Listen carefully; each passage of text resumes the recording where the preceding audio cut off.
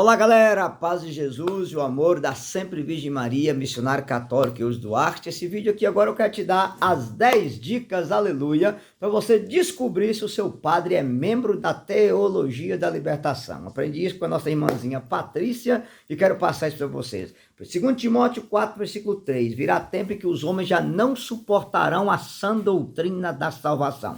E o que nós temos dentro da igreja hoje é uma heresia chamada Teologia da Libertação, que não suporta a sã doutrina que a igreja católica ensina. Então vamos lá para as 10 dicas. Primeira dica, se o seu padre é da Teologia da Libertação, ele nunca fala de conversão e santidade. Nunca, tá? É a primeira coisa. Ele fala de amor, de misericórdia, que Jesus escolheu os pecadores, que Jesus ama a todos, mas ele nunca fala que Jesus andava com os pecadores, mas converter eles e não para deixar eles no pecado. Tanto que você sabe que não há um pecador que andou com Jesus e ficou no pecado. Então tem sempre aquela desculpinha que eles vão usar para vocês assim, não, Jesus andava com os pecadores para converter. Outra coisa, igreja não é tribunal, igreja é hospital. Sempre vão usar isso, mas eles nunca vão dizer para você que a igreja é hospital para você entrar doente e sair curado. E não mais doente que entrou. Então você vai encontrar aí, onde tem padre da TL, que tem casal de segunda união comungando, tem gente amigada comungando, tem par de homossexual lendo leitura na frente e comungando, e eles não falam nada, que na cabeça deles Jesus acolhe a todos. Jesus acolhe o pecador, para tirar o pecado da vida dele e não para deixar ele no pecado. Isso aí é conversão. Segunda dica, um padre da Teologia de Libertação nunca vai falar do demônio, que para ele o demônio é uma fantasia, nunca vai falar do purgatório e muito menos do inferno. Então para eles o mal é uma coisa abstrata, o mal é o sistema opressor, o mal é a droga, o mal é a bebida, esse negócio de demônio não existe, é desse naipe. Lembrando você, 1 João 3,8. Jesus se manifestou para destruir as obras do demônio. Então se o demônio não existe, Jesus veio a esse mundo para quê? Veja, o que é obra do demônio? Quando você fez o seu crisma, o bispo perguntou, renunciais ao demônio, autor e princípio do pecado? Renuncio. Ou seja, se o demônio é o autor e o princípio do pecado, se o demônio não existe, o pecado não existe. Se o pecado não existe, Jesus morreu em vão. Negar a existência de Satanás é negar a redenção de nosso Senhor Jesus Cristo. Com um detalhe, o catecismo, a partir do 2851 e do 391, diz que Satanás é um anjo decaído, pervertido e pervertor. Para eles não, o mal é uma coisa habitada. Outra coisa, você vai nas missas deles, eles não rezam pelas almas do purgatório. Rezamos pela ressurreição de fulano, pela ressurreição. Você pode ir na missa deles no dia dos finados, que eles nunca vão falar do purgatório. Não é só os irmãos protestantes que negam o purgatório. Também os padres da Teologia da Libertação, eles negam o purgatório o tempo todo. Eu sabia falar do purgatório? Fala. 2 Macabeus 12, 38, 46, está claro sobre o purgatório. 1 Coríntios 3, versículo do 13 ao 15, diz que alguns se salvarão passando através do fogo. Mateus 5, versículo 25, Jesus vai dizer que dali não sairás antes de teres pago o último centavo. Então o purgatório é um dogma da fé que está aqui no catecismo número 1030. Aqueles que morrem na graça e na amizade de Deus, mas não estão totalmente puros, passam após a morte por uma purificação que a igreja denomina purgatório, que é totalmente distinto do castigo dos condenados. Então não é só os irmãos protestantes que negam o purgatório, os padres da TL nunca tocam nesse assunto. E outra coisa, eles jamais falam sobre o inferno, jamais. Até para eles, se o inferno existe, está vazio pela misericórdia. Deus é amor. Quando o evangelho fala do inferno e do diabo, eles dão um jeitinho de distorcer o evangelho para ensinar uma outra coisa. Aí você já percebeu, se não fala do purgatório, não fala do demônio, não fala do inferno, você já sabe, é TL, tá? Quarto, eles nunca vão dizer que pecado é pecado, desde que você faça com amor.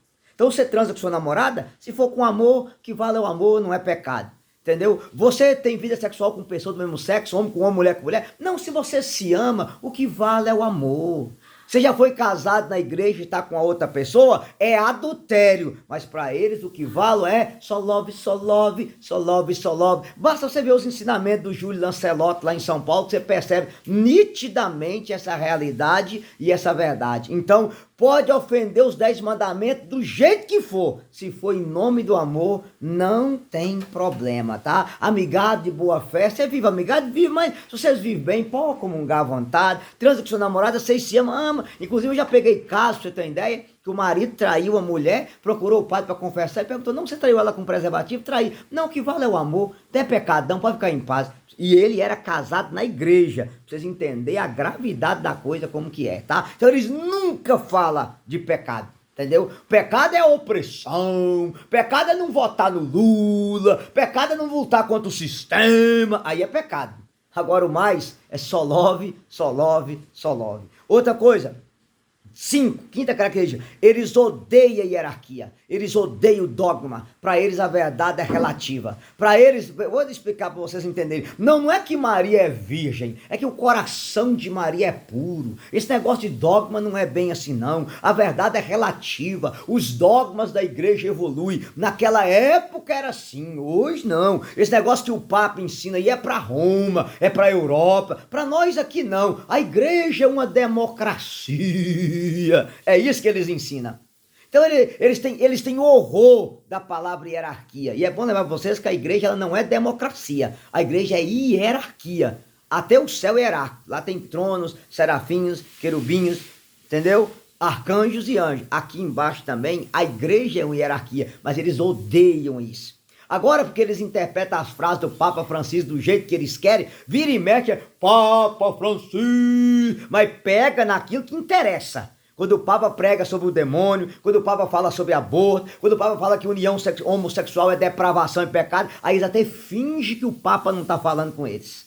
A realidade é essa, tá? 6, tá? Que é o mais engraçado.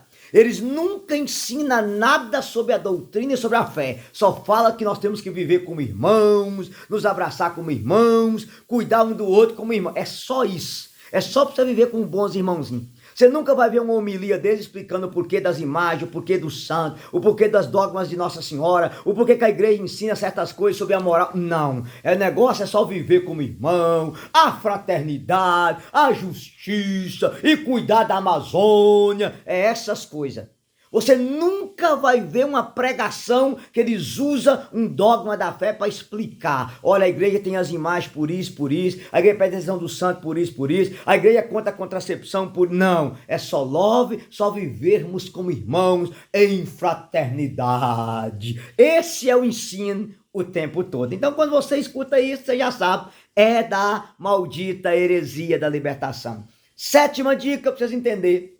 Eles fazem da missa uma farra, uma festa. É aquilo que você viu em Aparecida. Até missa com mãe de santo e pai de santo, tiquitum, tiquitum, tiquitum. Então a missa não é o sacrifício de Jesus. A missa é o banquete. É para encher a barriga. E se é um banquete, Jesus não despreza ninguém. Porque a Bíblia diz, tomai todos e comei. Para eles a missa não é o sacrifício. Para eles a missa é um banquete. Percebe?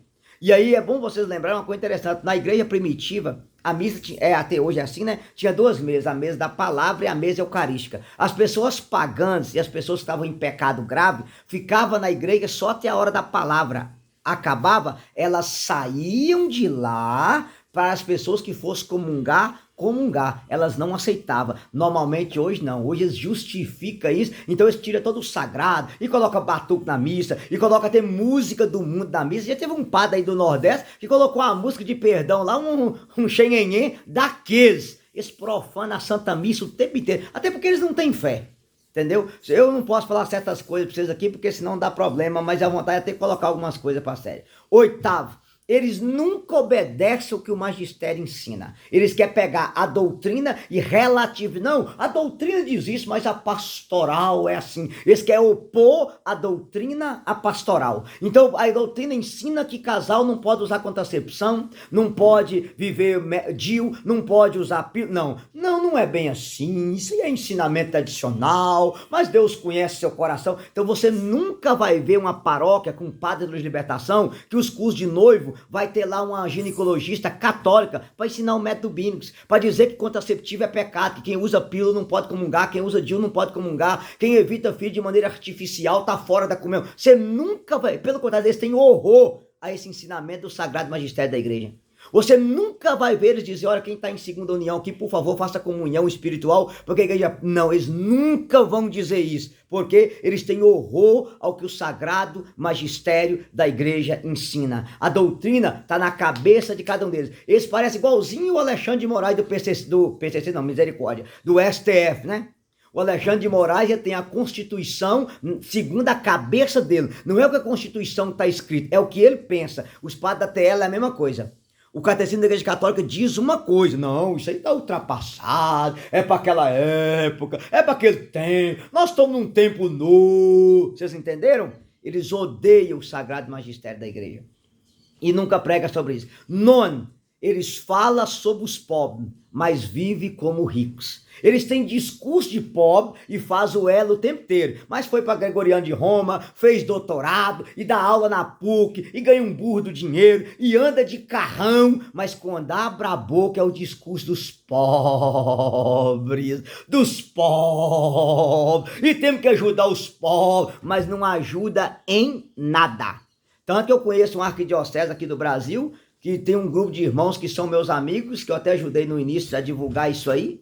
Tem um grupo deles que toda quarta, toda sexta distribui 1000 marmitex para irmão de rua e leva presentinho para os irmãos de rua. Pergunta se os padres que têm discurso dos pobres vai lá entregar. Vai não. Quem vai lá é os padres ligados à renovação carismática, ligados aos movimentos conservadores da igreja, que vai lá ajudar os pobres, dar benção e cuidar. Os que têm discurso tá nos seus palácios, fazendo discurso dos pobres. Só tem discurso, entendeu? Porque todo comunista tem um capitalista no coração. Se você pegar os países que esse povo domina, que é a América Latina, o povo vive como pobre e eles nadando em dinheiro. Basta você ver aqui, ó, cita a pobreza do povo do PT, a pobreza do Lula, dos filhinhos do Lula, como é que estão? Tudo milionário, mas tem discurso para os pobres. Assim são eles, entendeu? Discurso dos pobres. Fala uma coisa e vive outra. Essa é o segredo deles, entendeu? Aí é o seguinte, olha,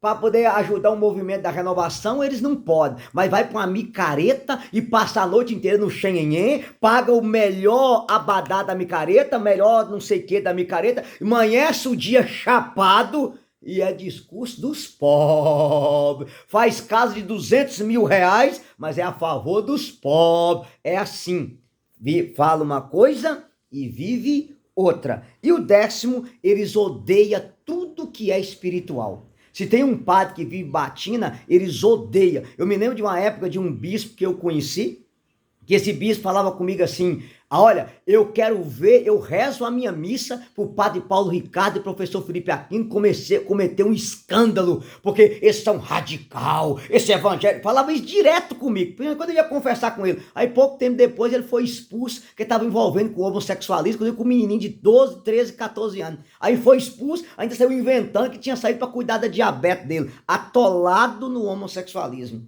Então é assim, eles odeiam tudo que é espiritual, eles incentivam as pessoas a colocar tatuagem, a colocar piercing, alguns deles até têm, mas vocês veem você com a correntinha de consagração, eles têm pavor disso. Eles querem fazer ecumenismo com macumbeiro, com budista, com bandista, mas não tem ecumenismo com os próprios jovens da igreja que quer comungar na boca, que quer comungar de joelho, aí não tem ecumenismo. A igreja dá o direito jovem de comungar na boca, comungar de joelho. Para eles isso é uma aberração. Eles faz festa e senta cachaça em festa, eles mesmos vão para as micaretas, para as gandaias, entendeu? Mas se você, pelo amor de Deus, falar que você é escravo de amor de Nossa Senhora, Jesus morreu para você ser livre, isso não existe. Vocês conheceram um padre que usa a batina, eles odeiam a batina, eles odeiam a comunhão na boca, a comunhão de joelho, eles odeiam a correntinha de escravidão, mas é a favor de tudo que o mundo prega. Então a tatuagem, o piercing é um símbolo demoníaco, eles incentivam o uso disso o tempo todo. O tempo todo eles incentivam. Mas se você quiser colocar uma corrente Nossa Senhora, aí é um absurdo, aí é uma aberração. Não, o padre tem que andar igual todo mundo, não pode, precisa de batina, de clésima, isso é radicalismo. É assim que eles fazem. Então eu penso que essas dicas aqui ajudou vocês, só queria lembrar vocês que eles usam aquele discurso, né? O hábito não faz o monge, sim, mas o hábito identifica que o cara é monge. Pois eu conheço o testemunho de um padre, que estava passeando na praia de Batina, rezando o texto, ele ouviu um grito, quando ele olhou para cima, uma senhora estava pulando o 18º andar de um prédio. Quando a mulher abriu a janela para suicidar, ela viu ele vestido de padre, gritou, o padre, ele subiu lá, atendeu a senhora em confissão, rezou por ela e ela desistiu do suicídio. Aquele padre me disse: se eu tivesse com a carça mais justa que a justiça divina e vestido igual a todo mundo, era mais uma filha de Deus que tinha tirado da própria vida. Ainda bem que eu morri pro mundo, eu ando de batina aonde eu estou. Aí você nota, né? O pensamento desses caras como é que é. Então, meu irmãozinho, resumindo para você, se nunca fala de conversão, nunca fala de inferno, de purgatório, de céu, eles nunca falam do demônio, eles nunca falam de vida eterna, para eles nada é pecado desde que seja feito com amor, com amor, com amor. Odeiam hierarquia, odeiam os dogmas da igreja, eles têm o jeito de interpretar os dogmas do jeito deles, entendeu? Eles não ensinam nada sobre a fé e a doutrina, a gente tem que viver como irmão, na fraternidade. A missa é um banquete, eles nunca pregam o que o magistério ensina sobre a contracepção e a moral, eles odeiam isso. Fala dos pobres, mas vive como ricos, não faz nada pelos pobres e odeia tudo que é espiritual. Batina, comunhão na boca, roupa social, corrente de escravidão a Nossa Senhora, eles têm pavor dessas coisas. Então, se você percebeu, você já sabe que o padre é membro da maldita heresia da libertação. Oremos pela nossa igreja, oremos pelos nossos sacerdotes, oremos pelos nossos bispos, porque as portas do inferno não vencerá a igreja de nosso Senhor Jesus Cristo. Tu és Pedro, e sob esta pedra edificarei a minha igreja, e as portas do inferno não prevalecerão contra ela. O cardeal František Tomaszek já dizia: quem trabalha pela igreja faz muito, quem reza pela igreja faz mais, e quem sofre por ela faz tudo. Se você está sofrendo pela igreja, vendo tudo isso que eu citei para você acontecendo na sua paróquia, na sua diocese, ofereça o seu sofrimento a Cristo, porque a igreja é de nosso Senhor e Salvador Jesus Cristo. Que Deus abençoe você, sustenta o fogo, que a vitória é nossa, abrace a sua cruz e não abandone a igreja de Cristo por nada. Aleluia!